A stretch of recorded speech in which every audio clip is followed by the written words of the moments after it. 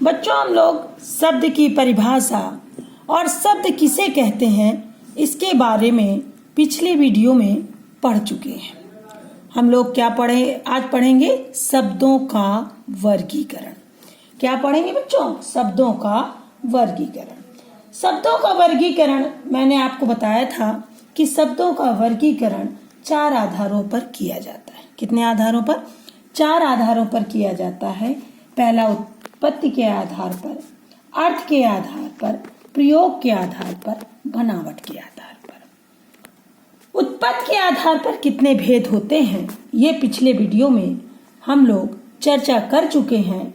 आज हम लोग देखेंगे कि अर्थ के आधार पर कितने भेद होते हैं। किसके आधार पर? अर्थ के आधार पर। अर्थ के आधार पर।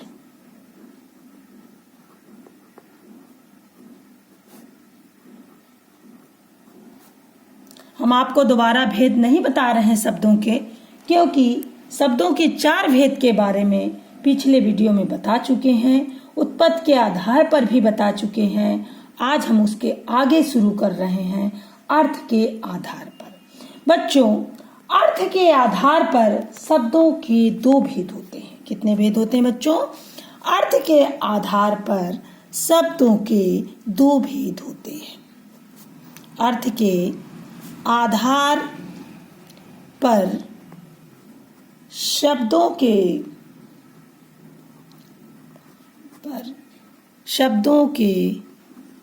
दो भेद होते हैं।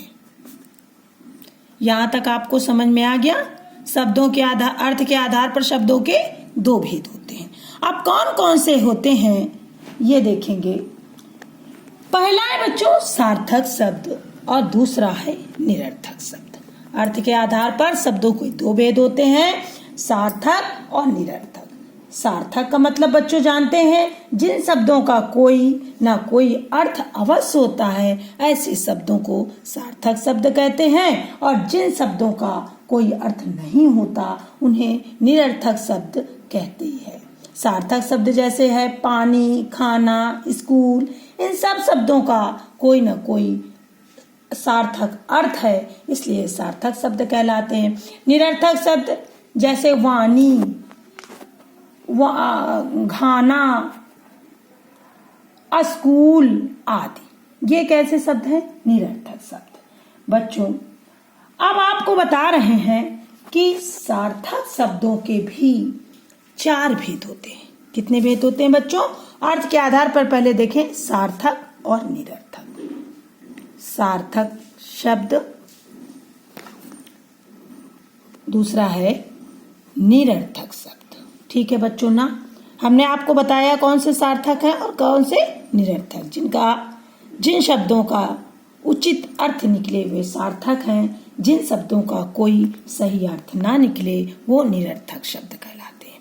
बच्चों, सार्थक शब्दों के भी 4 भेद होते हैं। कितने भेद होते हैं बच्चों?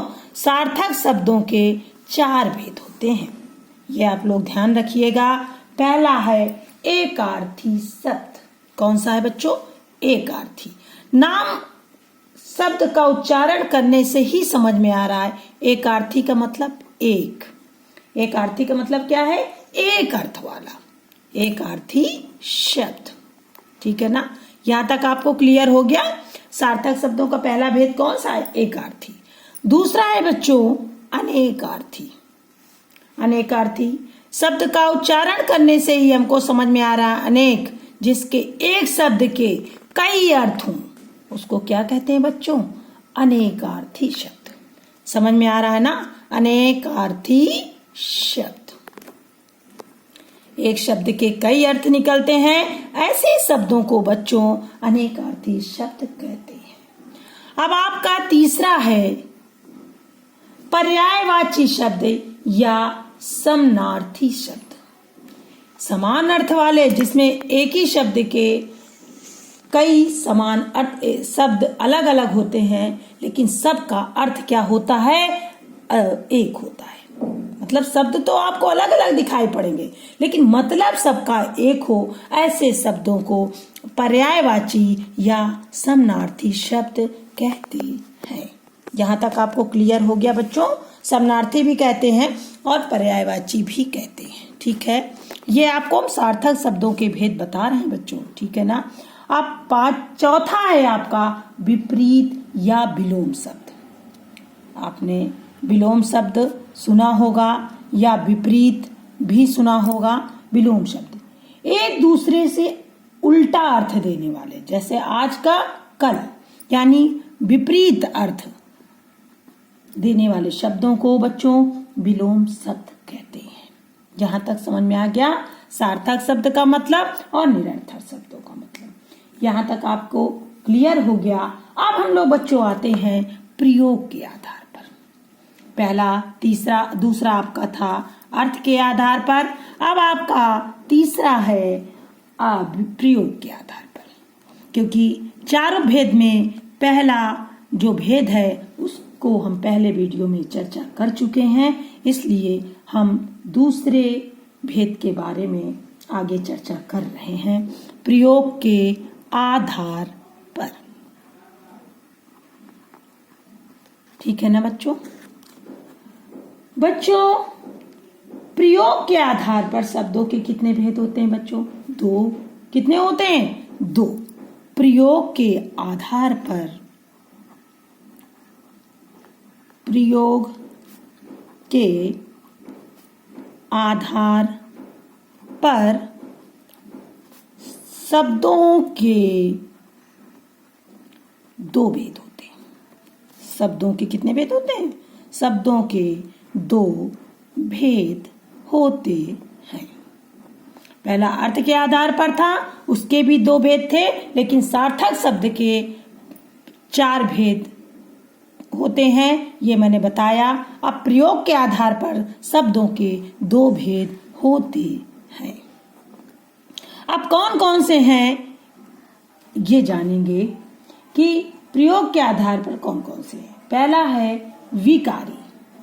आपको शब्द का उच्चारण करने से आधी बात समझ में आती है। विकारी मतलब जिन शब्दों में कुछ परिवर्तन हो सकता है, उनके रूप में परिवर्तन हो सकता है, ऐसे शब्दों को विकारी शब्द कहते हैं। पहला है विकारी शब्द, विकारी शब्द। दूसरा है अविकारी शब्द। कौन सा है दूसरा? अविकारी शब्द। आप उच्चारण से काफी कुछ समझ गए होंगे। विकारी जिसमें वाक्य में जिन शब्दों में रूप, लिंग, वचन, कारक और काल के कारण परिवर्तन होता है, ऐसे शब्दों को हम विकारी शब्द कहते हैं। क्या कहते हैं? विकारी।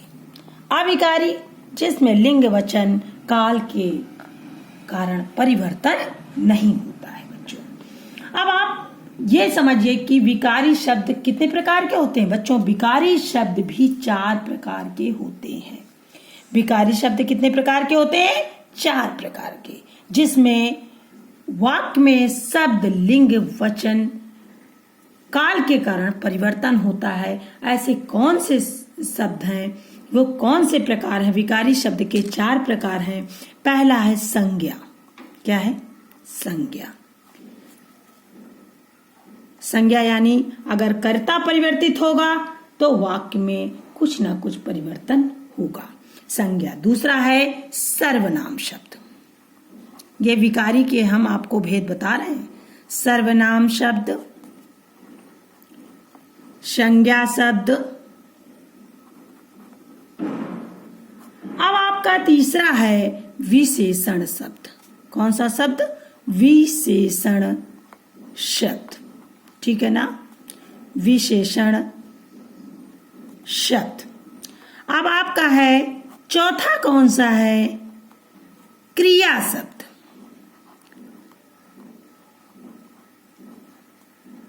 अगर इसमें से वाक्य की संज्ञा बदलेगी तो आपकी क्रिया बदलेगा, सर्वनाम बदलेगी तो सर्वनाम बदलेगा तो भी आपके क्रिया में भी परिवर्तन होगा।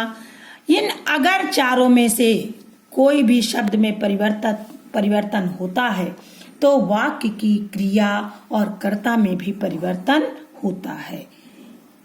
ये ऐसे शब्दों को विकारी शब्द कहते हैं। ठीक है बच्चों। अब आपका आता है अविकारी शब्द। कौन सा आता है? अविकारी। अविकारी शब्द वो होते हैं जो लिंग वचन के बदलने पर उन पर कोई प्रभाव नहीं पड़ता। समझ रहे हैं बच्चों? जिनका अगर लिंग और वचन परिवर्तित होता है तो उनमें जिन शब्दों पर लिंग वचन के बदलने पर कोई प्रभाव नहीं पड़ता, ऐसे शब्दों को अविकारी शब्द कहते हैं। क्या कहते हैं?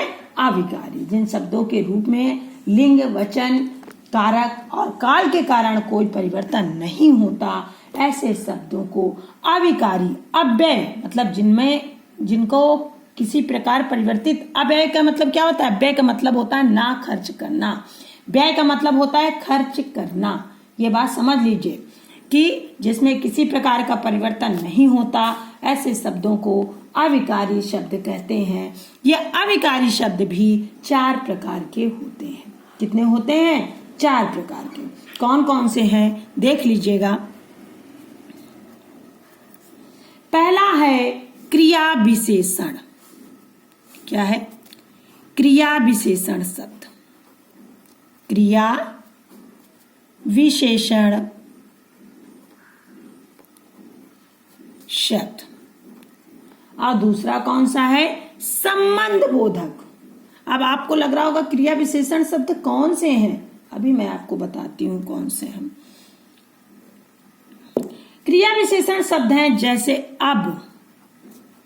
ठीक है ना? 1-2 उदाहरण मैं बताऊंगी। यहां,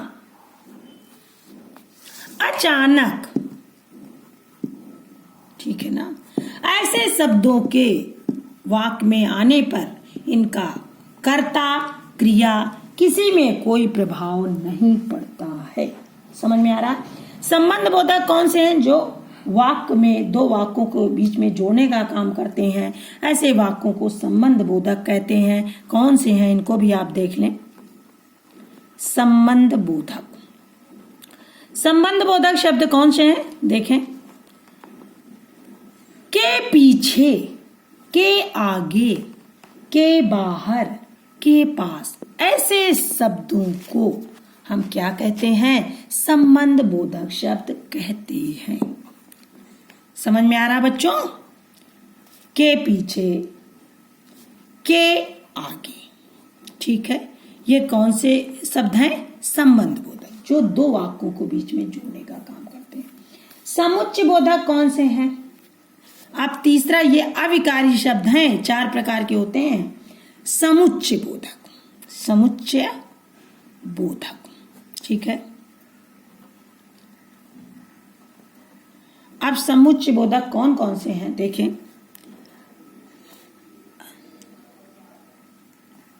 समुच्चय बोधक कौन कौन से हैं? जैसे और।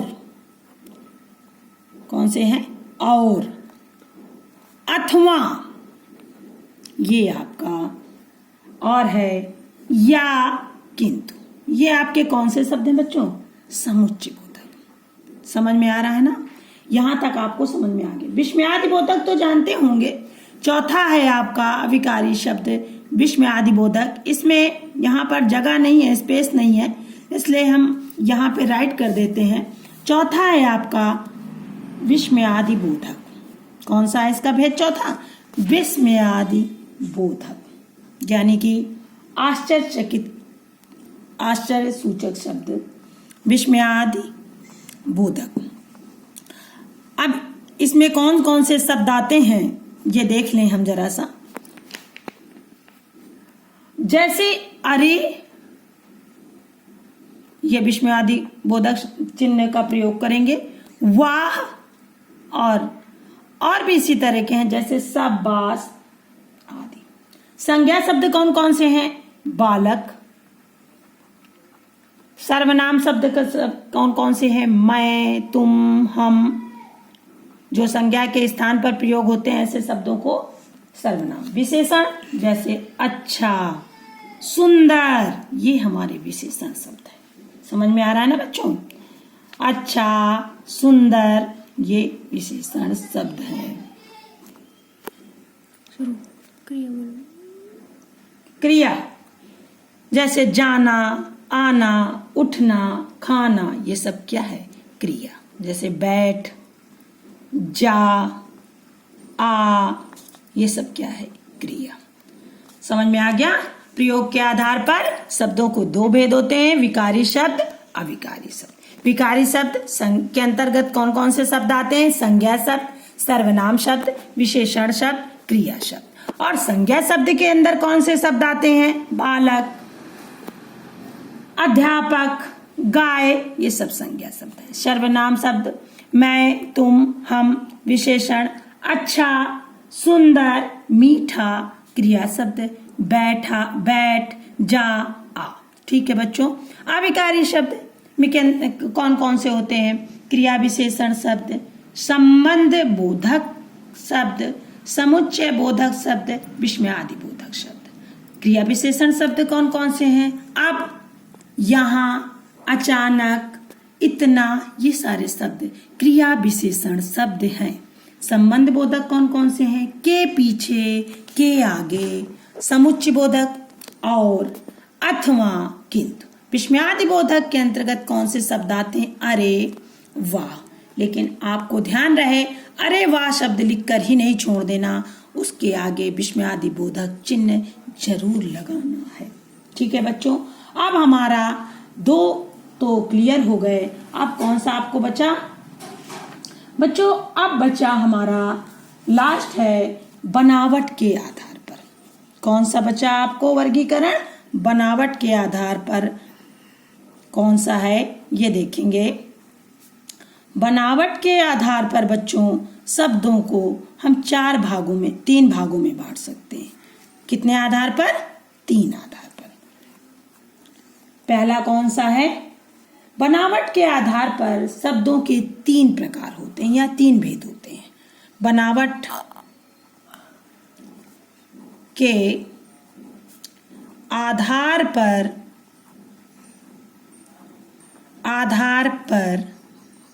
शब्दों के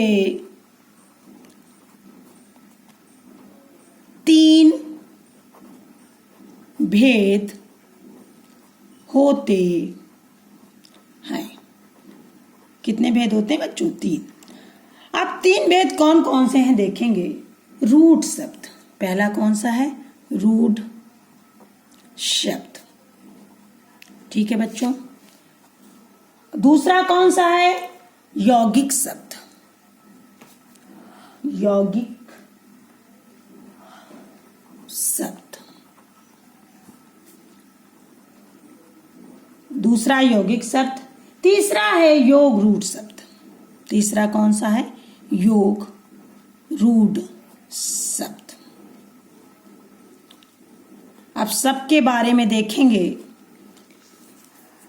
कि किसे रूढ़ शब्द कहते हैं, यौगिक शब्द की क्या पहचान होती? योग रूढ़ शब्द की। बच्चों, जिन शब्दों के टुकड़े नहीं किए जा सकते और अगर हम टुकड़े कर भी देते हैं तो उन ऐसे टुकड़ों करने के बाद जो शब्द बनते हैं उनका कोई अर्थ नहीं निकलता, ऐसे शब्दों को रूढ़ शब्द कहते हैं। जिन शब्दों के टुकड़े नहीं किए जाते हैं ऐसे शब्दों को रूढ़ शब्द कहते हैं। जैसे घर है, अगर हम घर का विभाजन करते हैं तो बताइए इसका घा और रा का क्या अर्थ निकला?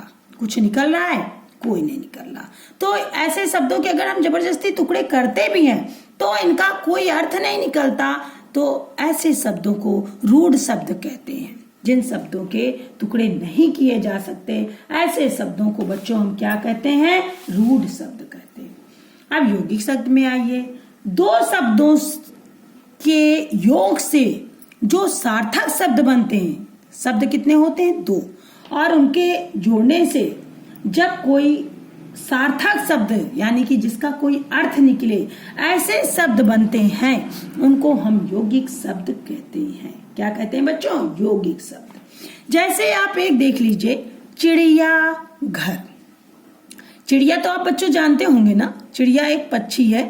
और घर भी आप जानते हैं, घर क्या होता है, जिसमें आप रहते हैं, या जहाँ चिड़िया घर यानी चिड़ियों के घर का, चिड़ियों के रहने का घर। तो इन दोनों का सार्थक अर्थ है तो, और दो शब्दों के मेल से देखिए बना है चिड़िया घर, बराबर हो गया आपका चिड़िया घर। इनको हमने दोनों को जोड़ा तो क्या बन गया, चिड़िया घर। चिड़िया के रहने वाला जो घर होता है उसको चिड़िया घर कहते हैं। इंग्लिश में क्या बोलते हैं, जू। समझ में आ रहा है ना बच्चों। तो जो दो शब्दों के योग से सार्थक शब्द बनते हैं, ऐसे शब्दों को बच्चों यौगिक शब्द कहते हैं। अब आप आइए योग रूढ़ शब्द में। जिन यौगिक शब्दों का कोई विशेष अर्थ निकले, मतलब कोई एक विशेष अर्थ निकले, सार्थक नहीं विशेष, ऐसे शब्दों को हम योग रूढ़ शब्द कहते हैं। जैसे देखिए, महावीर। महावीर, वीर तो जानते हैं ना, महान है जो वीर, इसका अर्थ क्या निकल रहा है, महान है जो वीर।